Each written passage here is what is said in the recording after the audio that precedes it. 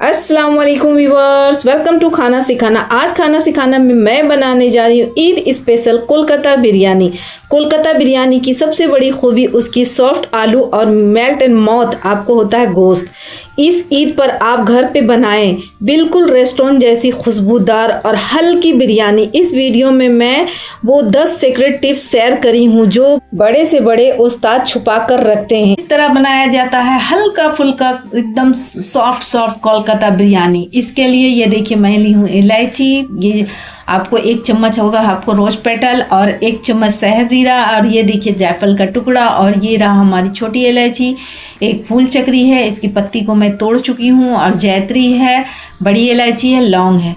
अब इन सब को क्या करना है, एक बारीक सा पाउडर बना लेना है। इसको मिक्सी जार में डाल करके व्यूअर्स, गुलाब की पंखड़ी का यूज़ एकदम मस्ट एकदम होना ही होना है। यहाँ पर मैं कोलकाता बिरयानी में गुलाब की पंखड़ियों का यूज़ एकदम ज़रूर करते हैं। इसका एक अच्छा सा एक पाउडर बना लेंगे। ये एक अलग ही पहचान होता है, यहाँ के कुछ मसाले बिल्कुल अलग होते हैं और स्टेट के बिरयानी के मुकाबले। और ये देखिए मैं उस पाउडर बना करके रख ली हूँ। और इसके बाद फिर इधर मैं आपको गोश्त को इस तरह अच्छी तरह से धो के इसके पानी को खूब अच्छी तरह से ड्रेन कर ली हूँ। फिर इसमें मैं डाल रही हूँ आपको 150 ग्राम हमारा ये दही है। ये देखिए दही को इसमें डालने के बाद फिर इसमें ये देखिए व्यूअर्स, इसमें फिर मैं डाल रही हूँ ये तीखा लाल मिर्च 1 चम्मच है, और ये रहा हमारा कश्मीरी लाल मिर्च, इसको भी मैं डाली हूँ 1 चम्मच।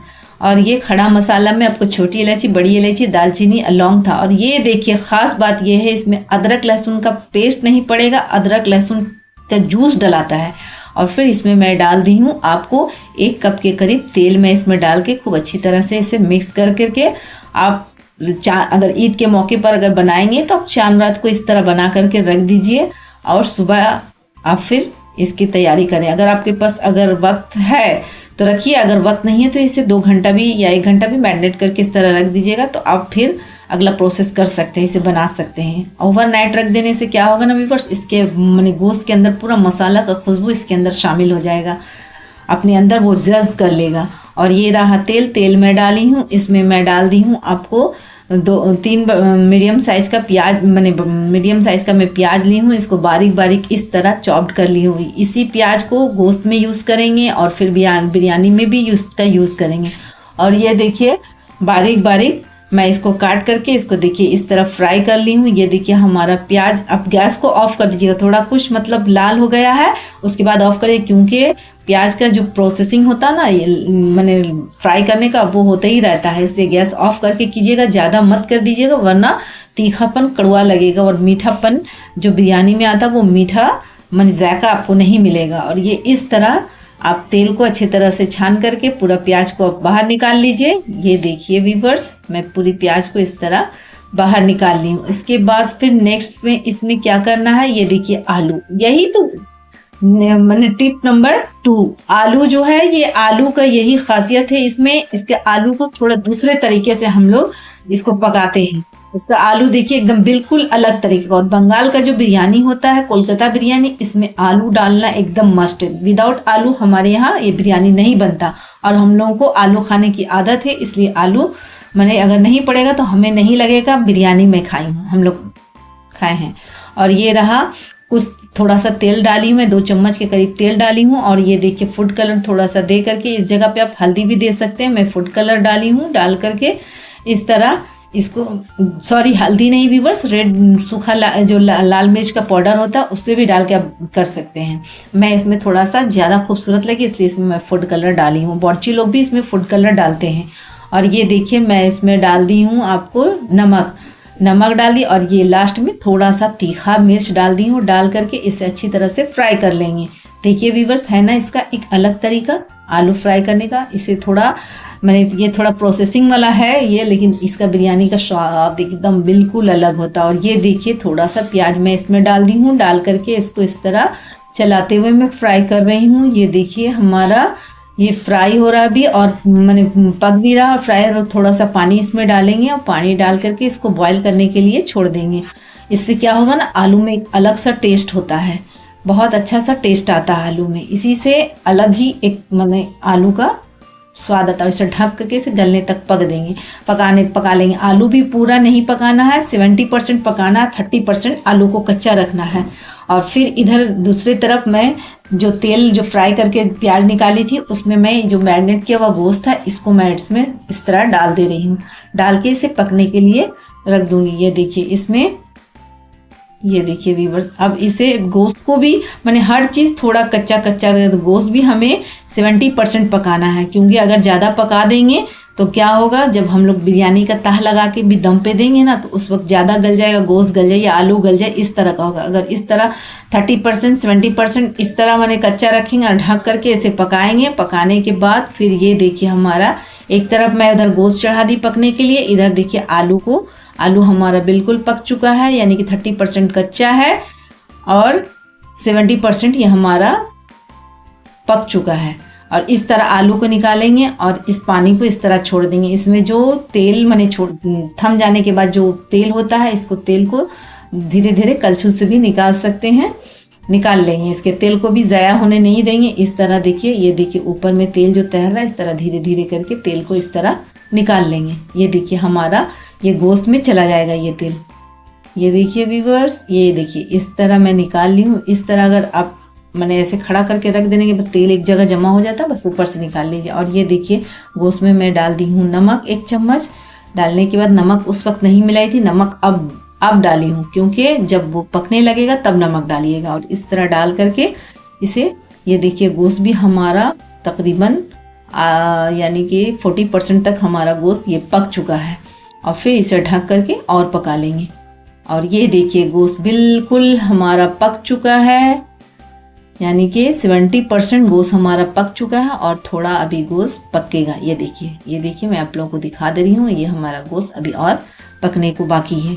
और इसके बाद फिर अब क्या करेंगे, गैस को फ्लेम को ऑफ कर देंगे। और ये देखिए इस तरह गैस के फ्लेम को ऑफ करने के बाद तमाम गोश्त को इस तरह छान करके निकाल लेंगे। ये देखिए कोलकाता बिरयानी का एक अलग ही तरीका होता है बनाने का, एक अलग ही अंदाज है इसका बनाने का। और ये देखिए तेल देखिए व्यूअर्स, इसमें ये देखिए तेल देखिए, ये जितना तेल है सब ऊपर चलाया। अब इस तरह कलछुल की मदद से तमाम तेल को इस तरह एक बर्तन में निकाल लेना है। आप देखते जाइए, स्टेप बाय स्टेप फॉलो करते जाइए। देखिए इसका किस तरह एक अनोखा ही अंदाज है इस तरह बनाने का बिरयानी। कोलकाता बिरयानी का एक अलग ही तरीका है, अलग ही पहचान है इस बिरयानी का। कोलकाता बिरयानी का एक बार खा लेने के बाद इतना टेस्टी होता है ना, खाने के बाद जो माने अंदर से अजीब जैसा लगता है खाने के बाद। और ये कोलकाता के जब बिरयानी इस तरह के खाइएगा ना तो आपको एहसास ही नहीं होगा कि हम बिरयानी खाएं, कि चावल इतना माने हल्का रहता है, इतना माने अंदर से खाने के बाद भी खूब अच्छा सा फील होता है, एकदम हल्कापन।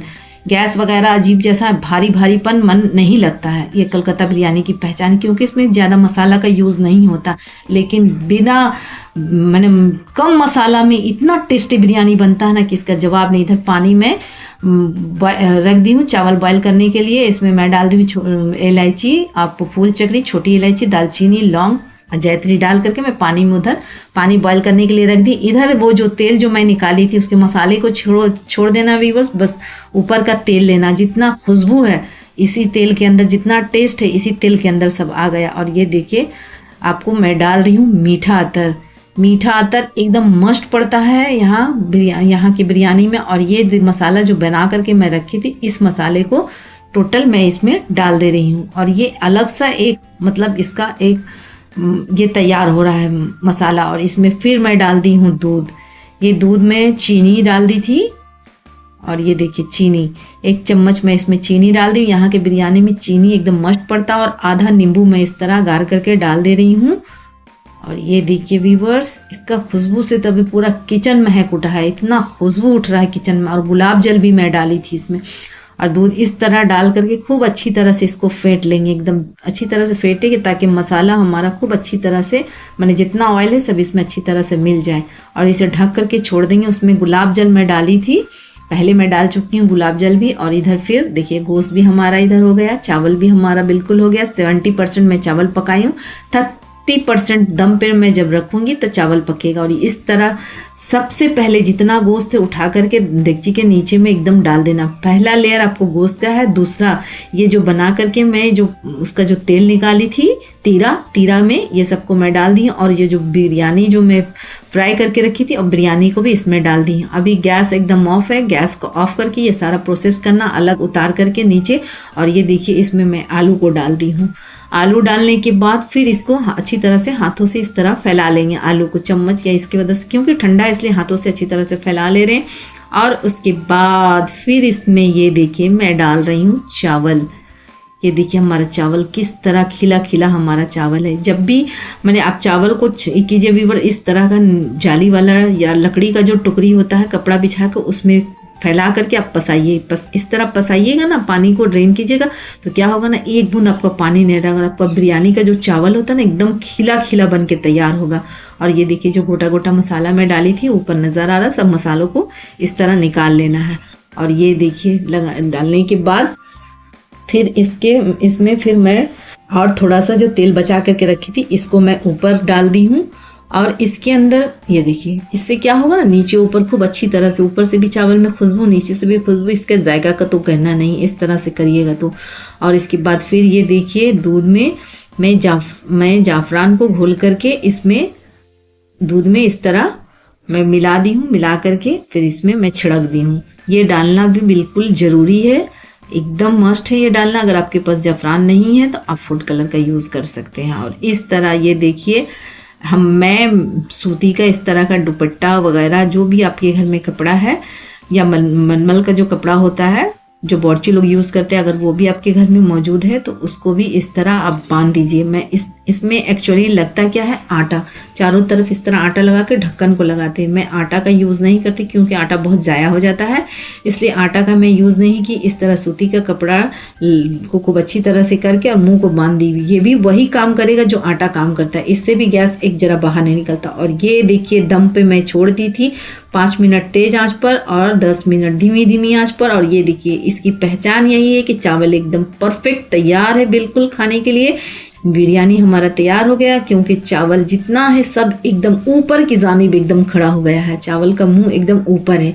बस यही पहचान है कि एकदम माने परफेक्ट बिरयानी। और ये देखिए व्यूअर्स, ये हमारा कोलकाता बिरयानी बन के बिल्कुल तैयार है। इस ईद पर ये बिरयानी बनाइए और ईद का मज़ा लीजिए। अगर आपको मेरा रेसिपी पसंद आया है तो आप मेरे चैनल को लाइक शेयर सब्सक्राइब कीजिए। और एक बार मैं कहूँगी इस तरह से बिरयानी बना के ट्राई करके देखिए। अगर आप इस बिरयानी को खा लीजिएगा ना तो तमाम बिरयानी को आप भूल जाइएगा। ये इतना टेस्टी हमारा कोलकाता का ये बिरयानी होता है।